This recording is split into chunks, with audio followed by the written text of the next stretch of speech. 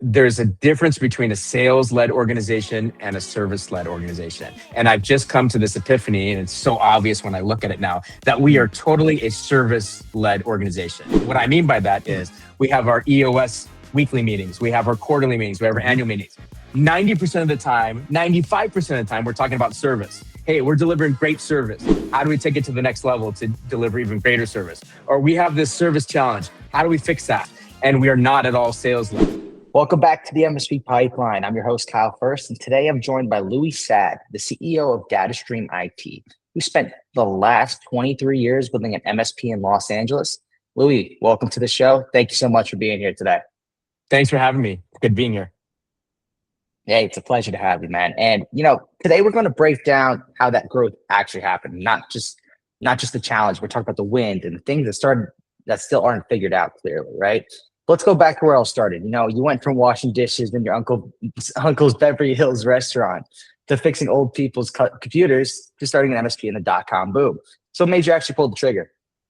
Yeah, so as we had discussed before, my first job was washing dishes in my uncle's restaurant in Beverly Hills, working late at night and getting my start. And it just occurred to me that was like the only job I had prior to starting my MSP. And it's been quite a journey of learning since then. But that was my only official job where I got a paycheck. And after that, I was fixing old people's computers and doing that type of thing, any work I could get my hands on, and little doctor's offices and that type of thing. And then I was trying to think during the .com boom is when I was in high school, college. I'm thinking, everyone's starting businesses. There's pets.com and Webvan, all these web-based businesses. I initially wanted to start a web-based business. And then I was thinking, hey, real estate would be cool. I think if people are making a lot of money in real estate, that seems so silly. Thinking back that was the one reason I saw all these big names making money in real estate. I finally settled on it would be good if I leaned into something that I knew, which was computers, computer systems, and really bridge that gap between businesses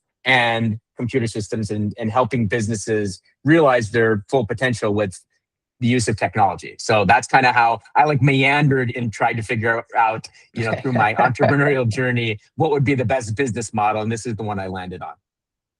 Yeah, definitely. But the rarest part is you never touched the break fix model. You sold managed services from day one in college. A lot of owners say that's difficult to sell that early. So how'd you really pull that off?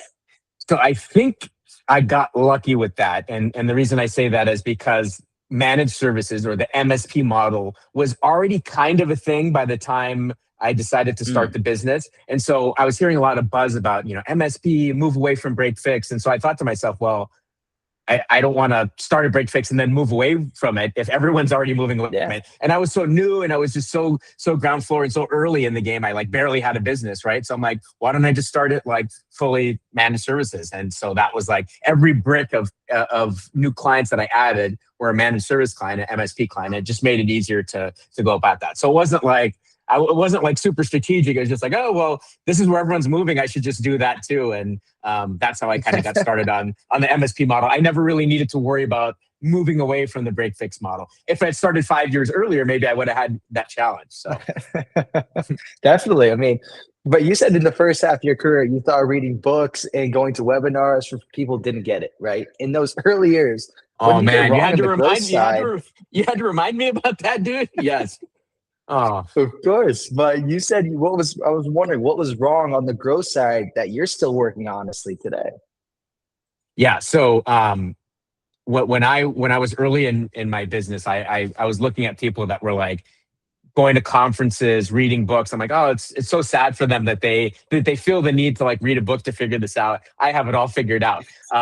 And the big lesson for me when I look back is I'm man, I really wish that I jumped into that self-development and business development and learning from others sooner, because I think it's just so important to learn from others. So that was my biggest challenge early on, and I didn't even know it, was that I didn't have the best practices. I wasn't leaning on others, and that was the challenge back in the day. And to this day, it still continues to be something that is a challenge. I now it's the opposite. I can't get enough knowledge, and I'm it's drinking out of a firehouse sometimes when I go to workshops or seminars or in groups of people that really know what's going on, it's just like I can't learn enough, and I have to like take notes Yeah. and record and try to disseminate it throughout my team. And yeah, so I definitely think that's one of the early missteps, is that I underestimated the value of all that learning and growth and learning from others. Yeah, but let's get into that growth aspect, right? Right behind Datastream's IT growth. I want to break down where the opportunities came from, what's converting, what you think the business can take to the next level, right? So when you're looking at your clients you brought on recently, where are those opportunities actually coming from? So the opportunities that we've closed recently, right? Like if I'm just thinking of like the past year, those have all come from the business community in Los Angeles. And that's something that we've done really well, is position ourselves as a leader in the Los Angeles community. So we're part of different groups, like the local Chamber of Commerce. There's another group called Provisors. There's a business group I'm in called Entrepreneurs Organization, or EO. And all of these groups are ways for me to get to know the LA business community and find the pockets of business owners and business leaders at different parts of the city. And I just put myself in rooms with them. I put members of the team in rooms with them. And when that happens, that face-to-face contact is really important. So that's, to this point, how we've grown, is really different forms of in-person and people referring and transferring that trust, which has been really big. Nice. Yeah. So what would you say, the best opportunities come from? Is that from the webinars, the events, the referrals, or the community, like the EO community you just mentioned? Yeah. So so interestingly, the best referrals that we get, the best new clients that we get, are referrals from people who really know us and they like us and they trust us. So that's wherever that can be found. So it is found in the EO community, for example. It's found with our existing clients, and it's found in pockets of executives within the LA community. And I'll give you an example. So we had mentioned earlier that one of the things that we've been doing is we put together a group of professionals that service nonprofits, because one of our segments that we work with is nonprofits. About 25% of our business is nonprofit organizations in the LA community. So I'm part of a group of, there's an accountant, there's an attorney, there's insurance professionals, and so forth. So, and I'm the representative of IT. We get together every single month, and we share leads, and we get to know each other, and that face-to-face is a way for us to get to know each other, like each other, and trust each other, and have that referral source. So it's kind of like putting on events, but it's kind of like we created a mini networking group that's almost an unofficial networking group, but it works really well to gain that trust with each other and do that. So that, like, leads are coming from that as well, and that's how we're closing business. And we're able to refer business to our college, and we're able to get business when it's a good fit. So we're all different industries, right? But we all have that common focus of serving and helping nonprofits. So that one's worked really well. And then one thought that I've had is doing more of those, right, for different industries and getting in different rooms like that. But it's kind of like a pop-up type event. So. Yeah, that's awesome. I mean, now I understand you're big time in webinars, right? But like, walk me through what happens when someone attends a webinar. How does that person actually go from a webinar attendee to a sales conversation, would you say? Got it. So when we do webinars, we have a topic that's compelling. So right now, AI is super compelling. If you talked to us 3 or 4 years ago, cybersecurity was really compelling. Both of them are super important, but right now AI is the big thing. Everyone thinks they're behind with AI, right? So someone will attend a webinar on the topic of AI, and they'll get some value from it. They'll get some value from the room that we've put together virtually, and then from the members of our team speaking on the topic, right? And then after that webinar, we follow up with everyone, usually with some goodies, with some data that's compelling, and something that we'd promised on the webinar that's really delivering value to them, customized for their industry or customized for their business. And then usually at that point, we make an attempt to get on a call with them. And the ones that are a good fit for us usually get on a call, right? So if it's the right profile, if someone joined a call that's not the right profile, it usually kind of filters itself out. But if they're the right ICP for us, then we'll usually get a good rate of someone who wants to have a conversation, take it to the next level, learn more about AI, learn more about cybersecurity or IT management in general. And then from there, we do some discovery on what they have in place. And then from there, we go through our sales process, which involves doing an analysis of their systems and their network. And it's a charged assessment. So we charge for that to really see if they're serious about that. And because, it takes to do it right, it takes a lot of time from our team to do an assessment. So right now, as you can see, we're filtering out people that aren't the right fit. They're not serious. Maybe they've attended just to get some interesting facts, and then they're not a fit. But the ones that are fit and the ones who have that need, they stay with us on the journey, right? And then the ones who really have the need, if they're to the point where they want to pay us to assess their systems for compliance, for security, to see how strong their network is, to see if there's any vulnerabilities in their systems or servers or cloud system, that's the point where they're really high likelihood of closing, because they're actually paying us. And that means they don't have a company in place to do it. And at that point, after we do the paid assessment, we see, number one, we see if it's a client we want. Maybe for some reason it's not a client we want. But at that point, if it's a client we want to take it to the next level, and we suggest working with them, and then we do a proposal. And then we want to be in the room for that proposal, right? We don't want to just send a proposal, because if we shoot a proposal out without us in the room, there's a bunch of questions in their mind, and they're answering all the questions themselves. Oh, is there any way to do this or that? And they're just saying, oh, probably not. And they get nervous with the price or something. So we want to be in the room for that. And then we close a decent percentage of them. And that's kind of how the webinar flow works.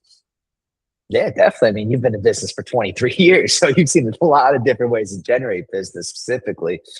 Like, what's one thing you're doing today that you wish you did 10 years ago? In terms of business development, or anything in the business? Anything in the business. You could do, let's say business development. Okay. So one thing that we're doing today that I wish I was doing when I started the business is identifying the target client and knowing exactly what that client is. So for us, it's 20 to 200 users. It's the industries of financial services, legal, engineering, and nonprofits. So I just fired that off to you right now. My entire team knows that. That's really important. Early in the day, when we started the business, it was like, oh, we're not sure what that is. We'll take client, we'll try to figure it out. So being super clear on who we're targeting business development wise, that's important. And then number two, it's getting in the right room with those people, finding out where they are, right? It's like, where are they? Or do they go to certain conferences? Do they have executives that would attend certain webinars with different content and so forth? So finding out where they are. Once you know who they are, finding out like where they are, literally sometimes physically where they are, right? Like going to their conferences, going to where they hang out in LA, to get a drink or anything, like finding those types of things and working that. And then number three, it would be like really identifying what their challenges are. So it's not enough to know who they are. It's not enough to know where they are. Number three, it's finding out what their challenges are so that we can really speak to them. So if we're just saying, hey, we do IT services, it's like, yeah, you're going to get like a 1%, rate of people who want to talk to you. But if you're saying, hey, you're an accounting firm, your tax software is this, we notice that this is a hindrance for you to go through all these different things each year with the new developments in the tax code, and your team is probably it has a tough time working on the tax software. We're now all of a sudden we're speaking directly to CPAs and accountants, right? So they're like, they get us. So we really we currently really play up like the types of industries we serve and the fact that we're experts in those fields. So early on, I wish I knew all three of those things. That would have made business development a lot easier. So Louie, right? Where do you see the biggest opportunity for growth? Is it doubling down on what's already working, or is it building a completely new channel for you guys at Datastream? So the biggest opportunities for growth, I would say two things. So number one is AI and AI services and increasing the offerings that we have. And number two would be face-to-face, which is totally different. So I'll explain what I mean by that. Those are two completely different avenues of growth. So number one would be adding product offerings. I think MSPs historically have managed technology, and we've also helped businesses with their business processes. We've helped businesses realize their full potential with the use of technology, and AI is a big part of technology now. So adding AI projects to the types of work we do, and then also managed AI. That's something that we're beginning to do as well. So that's a huge opportunity that we really want to, I mean, that could be the entire business model, right? And all the other things we do will still follow, like keeping the network secure and keeping everything running properly. But AI is huge. So add a huge opportunity for growth.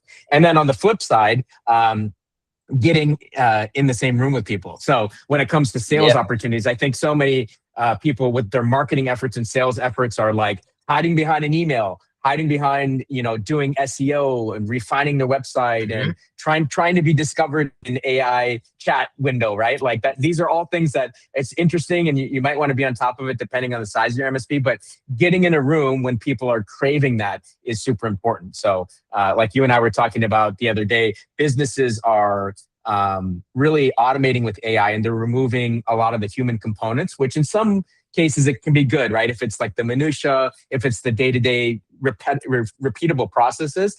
But because of that, we're removing the human element so much that if I were to get in a room with someone and say, hey, let's have a cup of coffee, like I'll meet you at the office, or let me get a group of 6 executives together, I'll buy lunch and let's talk about this business challenge. It's almost surprising that people are like, oh my gosh, we're going to meet in person and have that face-to-face. And so much of communication is nonverbal that's important. So it's like completely different sides of the spectrum. One is like leaning into AI from a service offering standpoint. And the other one is, I think, leaning into in-person for sale and marketing efforts, and doing the lunch and learns, doing cocktail, hosting a cocktail hour. Can you imagine hosting a cocktail hour? You get 15 people in the room, some of them your clients, some of them your prospects. Like nothing but good things will happen. Like people sing your praises, people ask questions. Hey, could you offer this service? Is this something you could help us with? And that's where the magic happens. So those are like the two channels of growth that I can see.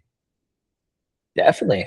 I love that. I mean, I love the face-to-face person as well. It's the best feeling in the world. But like, you spent years testing different approaches to growth, right? What's like one investment you were convinced would work that ended up being a complete miss? Oh man, how much time do you have? I could talk about this all day. So one of the challenges that I had early on was I had hired a salesperson. And that was one of the most difficult things, because I hired someone that I thought was good for the job. And he was just like, he worked really hard, but he didn't totally get it. And to be very honest with you, it was an issue that I was not giving him the right leadership and right management as an entrepreneur. So I was just kind of like, oh, I hired a salesperson. Like, let me know when the clients start coming in. So that hiring, there's nothing against hiring a salesperson. I think it's important, but early on, hiring them without the direction, without the using a framework in place, like we use EOS for running the business, without having clear defined responsibilities, and even embarrassingly, even that like ICP, the ideal, that client profile that now I could just fire it off to you in my sleep. Back then, it was like, yeah, let's see who wants to work with us. So that was like something that was a big stumbling block early on, where hiring that sales. And then we've done that a couple of times, where really good people that just weren't a fit, and frankly, not providing them the right tools and the right leadership to do their job.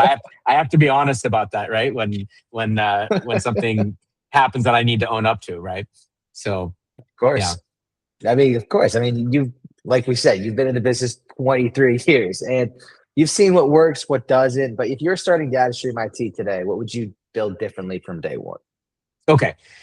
If I were starting Datastream IT today, the first thing that I would do is I would begin running on EOS. So we like EOS. There's a lot of frameworks similar to it, but EOS allows us to have a 10-year vision, to have a 3-year target, a 1-year target, quarterly goals, quarterly targets, have the right people in the right seats, accountability. So having that framework, either EOS or something like it, from day one, even if it was just me with 0 employees, I would have that enabling us to write down our client profile and getting the accountabilities. Even if I'm in every seat on the accountability chart, it would make it nice that I know what I'm doing, so I can hand those off to really competent people at the right time. So that's by far, that would be the one thing that I would do. If I could only do one thing different, that would be the one thing that I would do differently. And as we discussed before, another thing that I would do differently would be really knowing that I don't know a lot starting a business. And even over 20 years in, I still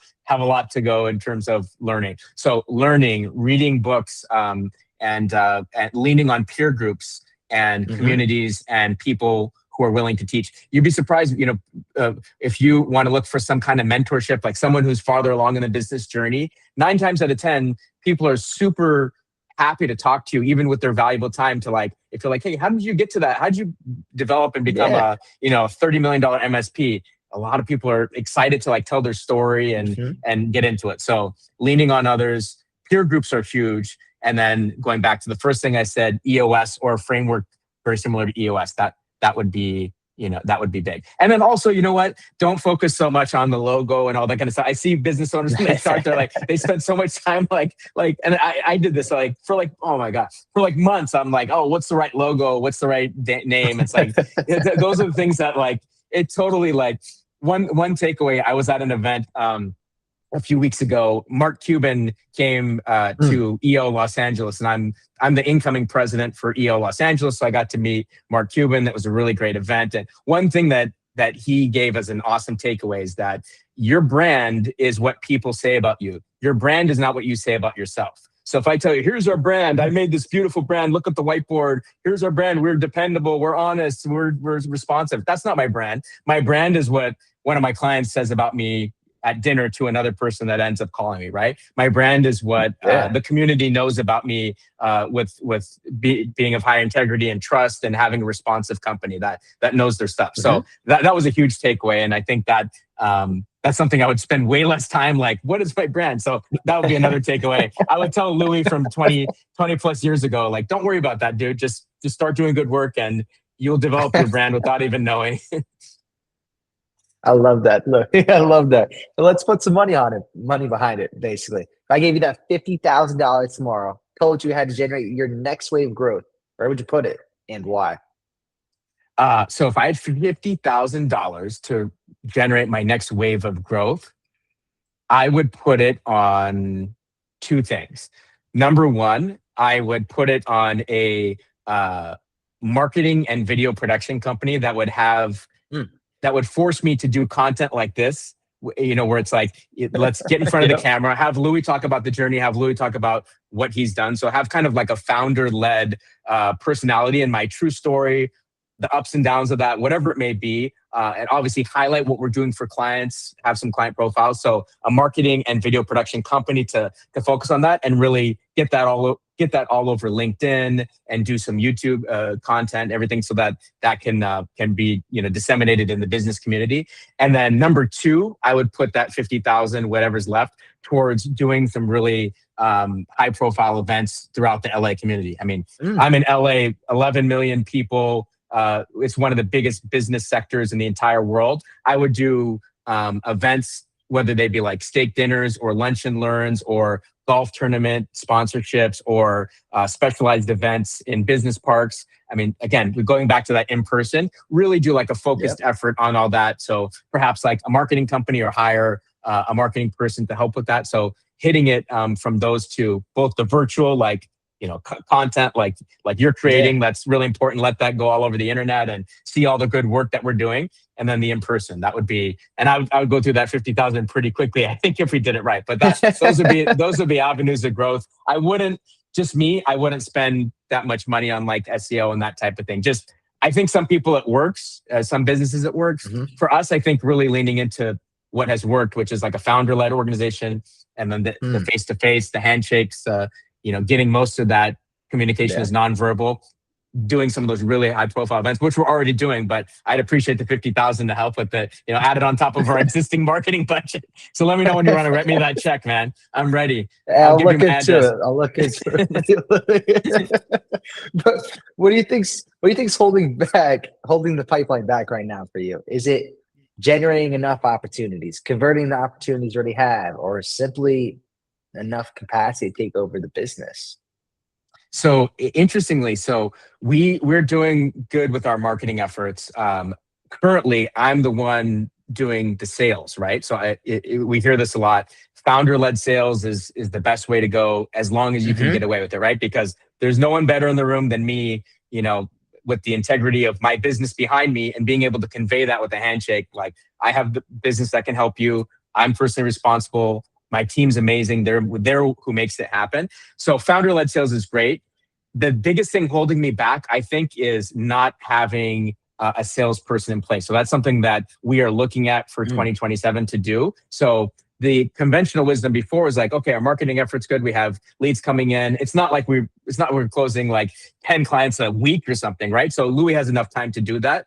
But quite frankly, I think having a sales hunter on our team that can work side by side me, and hey, that person, they'll know what they're doing. They can get me in the room and help close the deal if need be. I'm super happy to do that. But I think I'm getting to the point where I'm stretched thin with all the other elements of running the business. And for me, like following up with the prospect from 3 months ago, following up with people after a webinar, I have help on the team with that, but it's just getting to the point where that's the thing that's currently breaking. It's just not having enough capacity to do that. So that's what's holding me back. And like I said, the 2027 roadmap, we have hiring a sales hunter.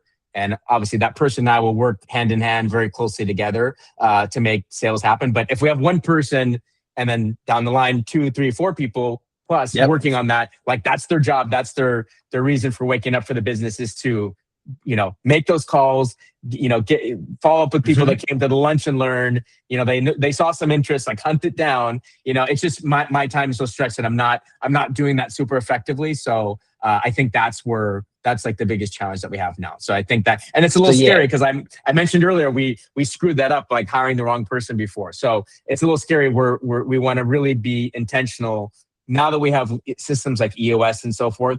I think we'll do it right this time. So that's great. I mean, you said in our original conversation, you said the team is performing extremely well, right? Projects hitting over around 90%, even more, but sales and business development are still the area that comes back to you. So why has that been the hardest part to build around, would you say? That is a great question. And I just was thinking about this the other day. There's a difference between a sales-led organization and a service-led organization. And I've just come to this epiphany, and it's so obvious when I look at it now, that we are totally a service-led organization. And what I mean by that is we have our EOS weekly meetings, we have our quarterly meetings, we have our annual meetings. 90% of the time, 95% of the time, we're talking about service. Hey, we're delivering great service. How do we take it to the next level to deliver even greater service? Or we have this service challenge. How do we fix that? How do we plug that hole by next week? And the team is just, as I said, our metrics are amazing with service. Where everything is just focused on service, and we are not at all sales led. So I think that's a realization that I had. And it's a reality. There's some companies that are hyper sales focused, which can be an issue because the salesmen are like, I got this client, like, I don't know what's going on, but service them, like I got my commission. We don't want to do that by any means. We do not want to do that. But I think we need to ride the balance of moving more towards the middle of becoming like a sales and service-led organization, maybe even moving a little bit more towards sales. So that's going to be a big lift over the next year or two. And I'm proud of what we did. Hey, I'm proud we started as service-led because we have a foundation now where we're servicing our clients. And you and I talked about it. We have amazing CSAT scores and all the metrics of client satisfaction, very low churn rate. All those metrics are speaking so well for like how we're delivering value to our clients, but we're just not, to be honest, we're not a sales-led organization. I think we need to move the needle closer. Definitely. I completely understand that, but I also recall you are also willing to turn away business several times a month because it doesn't meet your standards. So how do you balance protecting the business with knowing you're potentially leaving revenue on the table? Exactly, right? So that fits into exactly what I said, right? Because if we were a sales-led organization through and through, we might be like, let's fit this round peg in a square hole. Let's get this client in. I don't know. You guys figure it out over there in service. So yeah, one of the things that we have in our company is a very specific standard for the types of clients we take on, and it's sometimes painful for me to look at over the last 10 years, 20 years, how many clients we've turned away because they're like, sometimes they'll just be like so excited to hear our offering, like you can imagine how well I deliver that sales pitch, and they're like, oh my gosh, we could just taste it. This is amazing. And then I'll be like, okay, it's going to be this much per month, and they're like, oh, well, our existing one is like half that. I'm like, well, there's a reason you're in a meeting with me because you don't like the existing one. So that is like a huge challenge in terms of like the sales part. But you know what? To be honest, I'm very proud of that from a service perspective because everything flows better when we get the right clients in that they're willing to pay the right price, and also they're willing to get on the right systems. Like a client of ours needs to be on all of our standards, on all of our stack, whether that be the backup system that we use, the cloud systems. We don't want to manage 100 different systems for 100 different clients. So standardization is big, going back to, being service led. So it's sometimes painful thinking how much revenue we left on the table, but we're very specific about the types of clients, just for their benefit and for our benefit. We want it to work. If we don't see it working, we don't want to take a quick buck, and leave just grab some revenue. Definitely. Just because that client's going to leave us sooner because they don't see the value. It's not a fit. So yeah, it's a tough balance, but I sometimes think that we like I said, we leave a ton of money on the table with that, but getting the right clients in the door is important. So I think we can continue to do that even when we become sales led. I think we can continue to do that. But I understand you probably have a lot of long-term relationships with clients, right? You ever had a relationship that was valuable for the whole entire time, and then ultimately you had a decision, you had to walk away from the client, or it just didn't work out anymore? There's a reason for that. Yeah, so we've had some clients. One of my clients is coming to mind. It's a nonprofit client. We work with them in the community for almost 14 years. And so we actually, we work with that client so long that we saw like 4 different CEOs, executive directors go by. So we were like the longest standing executive component of that business. And we had them at a low price. And at one point, this was actually a few months ago, it came a point where like, we need to raise the price. Like we've had you at a really, really low price. And we explained that to them, and they couldn't have the budget for it. So what we did is we helped them find a provider that was a better fit. And we actually helped interview, other MSPs that were smaller MSPs, willing to do a little bit of break fix work and fit within their budget. So that was one that was painful, just because we enjoyed working with that nonprofit so much, and they do great work for our community. And like 14 years is really, and they would have been with us for much longer if we could manage that price. But it was like to the point where we were probably like losing money, but we just liked them so much. It was like a service to the community. We couldn't do it anymore. We're like, we just have to, it's bringing our numbers down. We gotta, but I'm really proud that we were able to get them the right provider for them that did some break fix work that was really lean within their budget. Yeah, that's great. It's awesome to hear that. So would you rather add more revenue, or would you rather add a better client? I would rather add a better client for sure. Yeah. I mean, revenue. Yeah. I mean, yeah, it's one of those things like you always want the client to be the right fit, and not all revenue is good revenue, right? So that's a lesson that most MSPs learn at some point. Definitely. That's a great point. And now let's get into AI, right? Go into what's bigger. You've talked about it, but what are you bringing to your clients now? Like, how can you see AI changing the way you service your clients today? So yeah, as I mentioned earlier, everything with AI is changing so much that everyone's just trying to keep up with all the latest developments with it. So number one, when it comes to AI, everyone's using it at most businesses, right? So one of the ways that we can help our clients is helping them develop acceptable use policies for AI. So the policies for their employees. What can employees use AI for? What can they not use it for? And have their employees sign an agreement for that, right? So that's one value that we're bringing to the table. The next one is on a technical level, just discovering what AI tools are used. So it's one thing for an employee to sign and agree to something, but it's totally another thing for them to just be, employees in good faith, secretly just using a tool that wasn't approved. So we're able to monitor and actually limit use to certain tools, or monitor like how often employees are using certain tools through what hours of the day. And that's typical for MSPs. And we're able to do that for security reasons, like see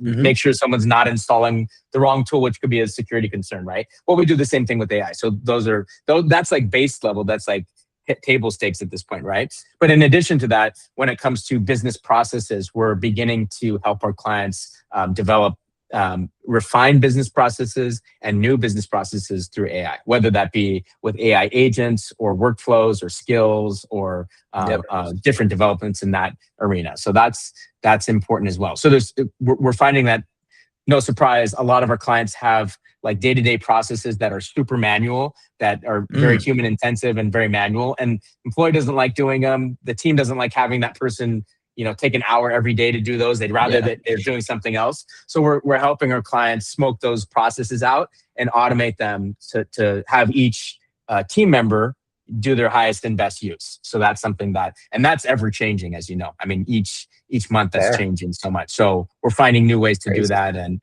you know it, in 3 years, like the automation and the agents are going to look so different than they are today. So there's going to be a lot of development.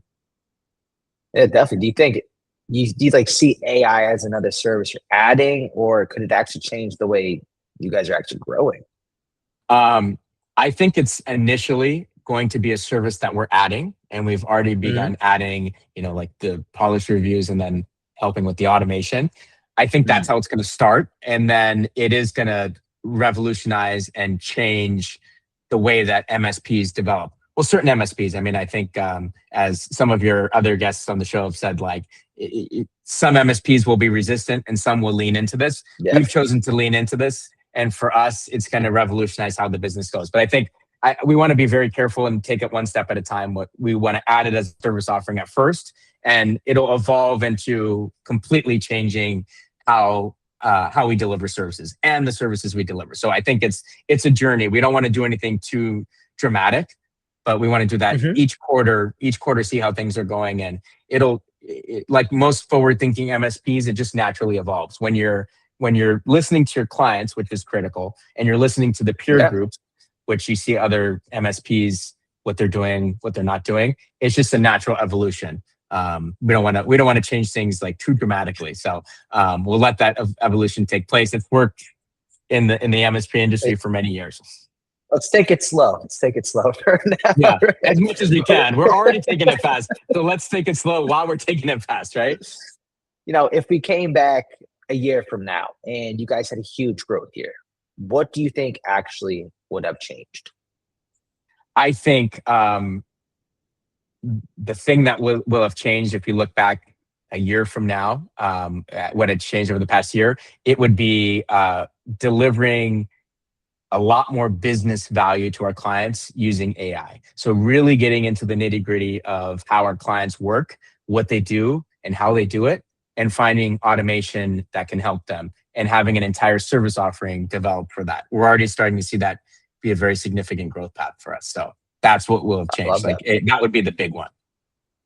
Okay, that's great. And all right, Louie, this is rapid fire time. So what we do here is I give you basically one or two answers, and you don't think about it. Just tell me which one you would think you would prefer over the other. So referral or webinar, which gets you a client faster? Referral. Starting pure managed services, never break fix. Genius or just young and lucky? Did you say genius is the middle one? Yeah, genius or just young and lucky? Genius. Love it. Ballpark, what's like an average client worth to you a year? I would say 80,000 average. EOS, real game changer or overrated? Absolute game changer. Love it. Last chunk you still own, sales, or do you finally delegate it or die with it? Delegate it. Being known in LA versus running better ads, which one actually grows the firm? Being known in LA for sure. AI in 2026, your biggest growth lever or your biggest distraction? Ooh, biggest growth lever for sure. Love it. Good question. One number every MSP owner should track but does not. EBITDA. Okay. All right. Well, that's the end of our rapid finale. But I have one last final question for you. 23 years in, the only career you've ever known. If you could sit down with the version of yourself who thought books and webinars were for people who didn't get it, what's the one thing you would actually tell them? I would put my arm around that guy, Louie from 20-year-old Louie, and I would say, I would be really nice about it, but I would say, there's a lot you don't know. And to the last day of your life, there's still going to be a lot you don't know. So start now learning from others, because you'd be surprised how much others are willing to share with you. Love that. That's great, Louie. I mean, Louie, this was great. I mean, thanks for being real with us and walking through not just what's working, but what's still being figured out. So where can people actually find you in Datastream IT? Okay, awesome. So our website is www.datastreamit.com. And we're also on social media as well. So, and we're in Glendale, California. So you can look us up, and we're at 500 North Brand, 20th floor. So come down and visit us in person. It's always good to be in person. So hit us up and I it'd be love great to that. connect. Love that, Lou. And it's a pleasure once again. But that's the episode. Thanks for watching the MSP Pipeline, and we'll see you next week.